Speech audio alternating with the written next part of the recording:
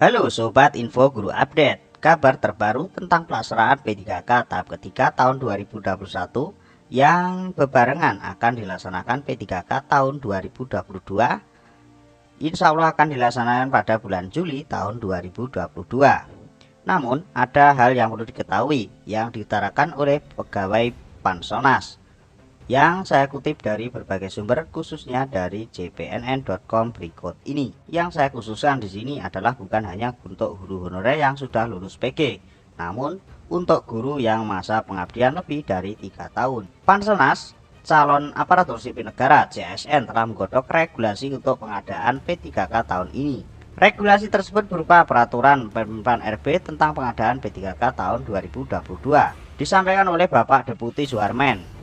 Mengungkap proses pembahasan masih terus berjalan dipimpin oleh Kemenpan RB. Namun, terkait substansi, Panselnas berupaya semaksimal mungkin memenuhi kesepakatan bersama Komisi 10 yang sudah dilaksanakan panja terakhir pada beberapa hari yang lalu. Prinsipnya, Panselnas tetap berpijak pada hasil kesepakatan dalam rapat panja formasi P3K Guru tahun 2022 Komisi 10 DPR untuk guru dan tenaga pendidikan, kata Deputi Suharmen kepada JPNN kemarin.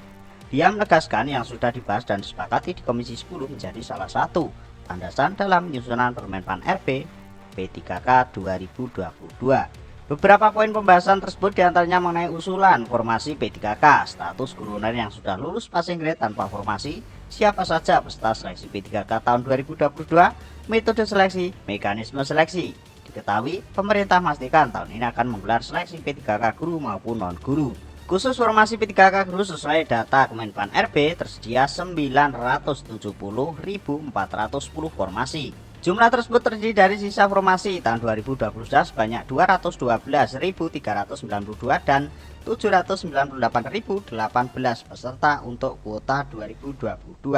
Jika dijumlahkan dengan formasi penyuluh tenaga kesehatan dan tenaga teknis lainnya, maka formasi P3K guru lebih dari 1 juta. Deputi SDM Aparatur Alek Denny menambahkan Kementerian Pemmenpan RB bersama Kemdikbudristek memastikan pengadaan P3K guru tahun 2022 ini lebih efisien maupun lebih terakomodasi untuk tenaga honorer. Hal tersebut, seleksi P3K guru menggunakan metode observasi dan background check. Artinya rekrutmen P3K guru akan dibedakan antara honorer dan pelamar baru. Hal ini menjadi angin segar untuk sahabat-sahabat yang sudah mengabdi lebih dari 3 tahun maupun sudah pernah honorer. Bagi guru honorer yang masa kerjanya di atas 3 tahun yang belum lulus PG, belum sempat ikut seleksi P3K guru tahun 2021 akan diberikan kekhususan. Hal ini menjadi hargaan untuk sahabat-sahabat yang sudah pernah mengabdi atau mengajar di sekolah. Mereka tidak akan diadu dengan pelamar baru yang pengalaman kerjanya di bawah 3 tahun atau belum pernah mengajar. Prinsipnya, proses seleksi antara pelamar baru yang tidak berpengalaman dengan guru honorer termasuk honorer K2 akan dibedakan, ujar Alek Denny baru-baru ini. Dia menambahkan pengadaan P3K 2022 juga memasukkan komponen masa kerja dalam pengaturan seleksi P3K. Untuk mekanisme baru rekrutmen P3K guru yang direncanakan Panselnas dilaksanakan tahun ini adalah dimulai dari pengusulan formasi oleh Pemda. Usulan ini harus berdasarkan data rekomendasi Kemdikbudristek. Jadi, sekali lagi untuk formasi diusulkan atau direkomendasi oleh Kemdikbudristek. Jadi Pemda harus sesuai dengan pengusulan atau rekomendasi dari Kemdikbudristek. Selain itu, kata Alek Denny, harus memprioritaskan guru yang lulus PG tetapi tidak mendapatkan formasi pada tahun 2021. Selanjutnya, dari usulan Pemda itu Kemenpan RB akan menetapkan kebutuhan formasi. Di sini Kemenpan RB akan menetapkan beberapa pun usulan Pemda sepanjang anggarannya disetujui Kementerian Keuangan. Jadi tolak ukurnya kembali lagi pada Kemdikbudristek dan Keuangan. Jika Pemda hanya mengusulkan 10 misalnya, tapi Kemdikbudristek butuh 100, maka Kemenpan RB akan menetapkan formasi 100 karena anggarannya sudah disiapkan terangnya. Hal ini harus segera dibuktikan oleh pemerintah melalui Kemdikbudristek maupun Kemenpan RB.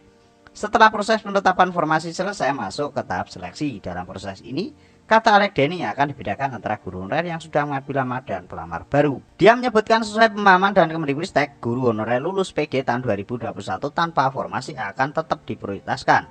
Mereka tidak perlu seleksi lagi, tapi hanya menjadi proses verifikasi data tersebut. Denny mencontohkan seorang guru honorer K2 yang mengikuti seleksi P3K 2021 dan dinyatakan lulus PG tetapi tidak mendapatkan formasi karena kalah bersaing dengan guru yang lain.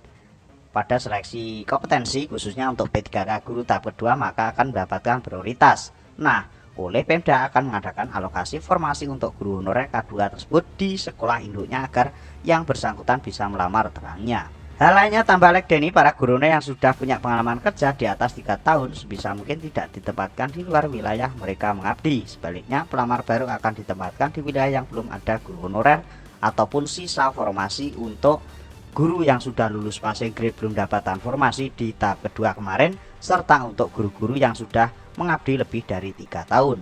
Mudah-mudahan rencana pemerintah ini bisa berjalan lancar. Kita tetap dukung untuk program-program dari pemerintah dalam mensejahterakan guru honorer maupun para honorer dimanapun berada. Tetap stay tune terus di Info Guru Update. See you next time.